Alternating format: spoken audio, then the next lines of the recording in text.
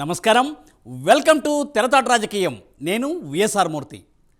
ఆంధ్రప్రదేశ్లో ఎన్నికల రాజకీయం రసవత్తరంగా మారుతోంది. ఇప్పటికే అధికార పార్టీ అన్ని నియోజకవర్గాల్లో అభ్యర్థులను ప్రకటించి ప్రచారంలో దూసుకుపోతోంది. మరోవైపు టీడీపీ, జనసేన, బీజేపీ కూటమి ఇంకా కొన్ని నియోజకవర్గాల్లో అభ్యర్థులను ఖరారు చేయాల్సి ఉంది.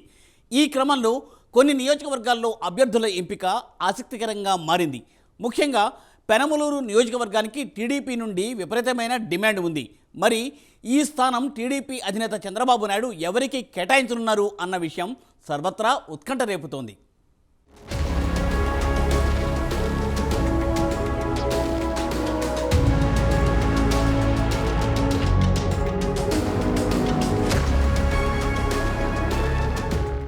ఏపీలో ఎన్నికల రాజకీయం ఆసక్తికరంగా మారుతోంది. టీడీపీ, బీజేపీ, జనసేన కూటమి సీట్ల సర్దుబాటు ఇంకా పూర్తి కాలేదు.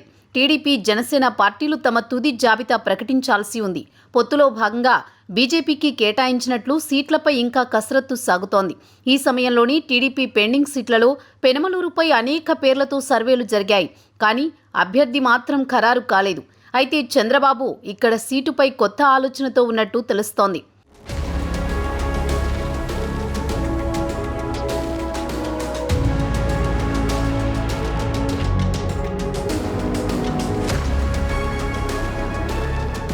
పెనమలూరు సీటుపై ఇప్పుడు టీడీపీలో ఆసక్తికర చర్చ సాగుతోంది.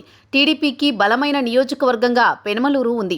2019 ఎన్నికల్లో ఇక్కడి నుంచి వైసీపీ నేత పార్థసారథి విజయం సాధించారు. ఇప్పుడు ఆయన టీడీపీలో చేరి నూజివీడు నుంచి పోటీ చేస్తున్నారు. ఇప్పటి వరకు పెనమలూరు టీడీపీ ఇన్ఛార్జిగా ఉన్న బోడే ప్రసాద్కు సీటు లేదని చంద్రబాబు స్పష్టం చేశారు. అక్కడ చంద్రబాబు కుటుంబం మినహా ఎవరూ పోటీ చేసినా తాను ఇండిపెండెంట్గా పోటీ చేస్తానని గతంలో ప్రసాద్ ప్రకటించారు. 2 సార్లు చంద్రబాబును కలిశారు. అభ్యర్థి ప్రకటన చేసే వరకు వేచి చూడాలని నిర్ణయించారు. ఇదే సమయంలో చంద్రబాబు పలువురి పేర్లతో పెనమలూరులో సర్వేలు చేయిస్తున్నారు.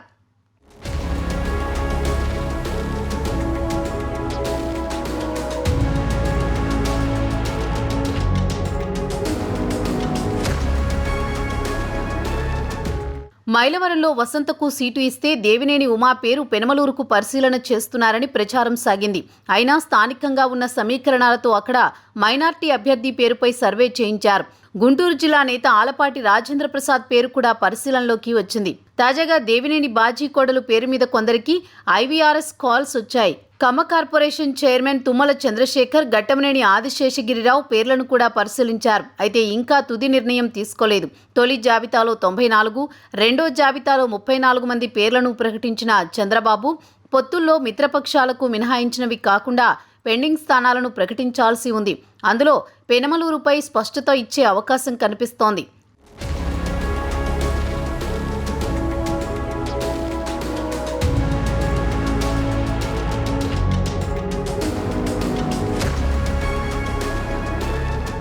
అయితే పెనమలూరుపై చర్చ సమయంలో టీడీపీలో ఆసక్తికర విషయాలు వెలుగులోకి వచ్చాయి. ఇక్కడ నుంచి చంద్రబాబు కుటుంబ సభ్యులు పోటీకి అవకాశం ఉందని కొద్ది రోజుల క్రితం పార్టీ ముఖ్యులు బోడే ప్రసాద్కు సంకేతాలందినట్టు సమాచారం. అయితే కుప్పంలో ఈసారి చంద్రబాబును ఓడించేందుకు వైసీపీ పెద్ద ఎత్తున వ్యూహాలు అమలు చేస్తోంది. దీంతో చంద్రబాబు రెండో స్థానంగా పెనమలూరు నుంచి పోటీ చేసే అవకాశం ఉందని పార్టీ వర్గాల్లో ప్రచారం సాగుతోంది. అదే సమయంలో రెండో స్థానం నుంచి పోటీ చేస్తే కుప్పంలో ఓడిపోతారనే కారణంతోనే చంద్రబాబు మరో నియోజకవర్గం ఎంపిక చేసుకున్నారని వైసీపీ విమర్శించే అవకాశం ఉందనే అభిప్రాయం వినిపిస్తోంది. దీంతో దీనిపై చంద్రబాబు తుది నిర్ణయం ప్రకటించలేదు. సర్వేల పేరుతో ప్రస్తుతానికి నిర్ణయం పెండింగ్లో పెట్టారు. చంద్రబాబు పోటీపై స్పష్టత వచ్చిన తరువాతనే పెనమలూరు సీటు ప్రకటించే అవకాశం ఉంది.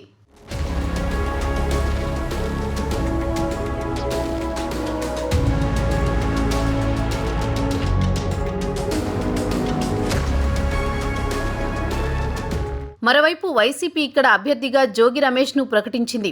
గతంలో బీసీ ఎమ్మెల్యే, మాజీ మంత్రి కూడా అయిన కొలుసు పార్థసారథి ప్రాతినిధ్యం వహించిన ఈ నియోజకవర్గంలో ఈసారి పార్థసారథికి టికెట్ ఇచ్చేందుకు జగన్ నిరాకరించారు. దీంతో ఆయన టీడీపీలో చేరి నూజివీడు నుంచి పోటీకి సిద్ధమవుతున్నారు. అదే సమయంలో పెనమలూరు సీటును జోగి రమేష్కు ఖరారు చేస్తూ వైసీపీ అధిష్టానం నిర్ణయం తీసుకుంది. ఈసారి ఎలాగైనా నియోజకవర్గం మారాలని పట్టుదలతో ఉన్నారు జోగి రమేష్. పెడనలో మారుతున్న పరిస్థితుల నేపథ్యంలో అక్కడి నుంచి తప్పుకుని మొదట మైలవరంలో పోటీ కోసం తీవ్రంగా ప్రయత్నించారు. కానీ జగన్ మాత్రం బీసీ సామాజిక వర్గానికి చెందిన జోగి రమేష్కు పెనమలూరు టికెట్ కేటాయించారు. అయితే ఈ నియోజకవర్గంలో ఇప్పటిదాకా కమ్మ సామాజిక వర్గానిదే పైచేయిగా ఉంది. ఇప్పటిదాకా ఇక్కడ నుంచి ఎన్నికైన ఎమ్మెల్యేల్లో ఎక్కువ మంది కమ్మ సామాజిక వర్గానికి చెందినవారే.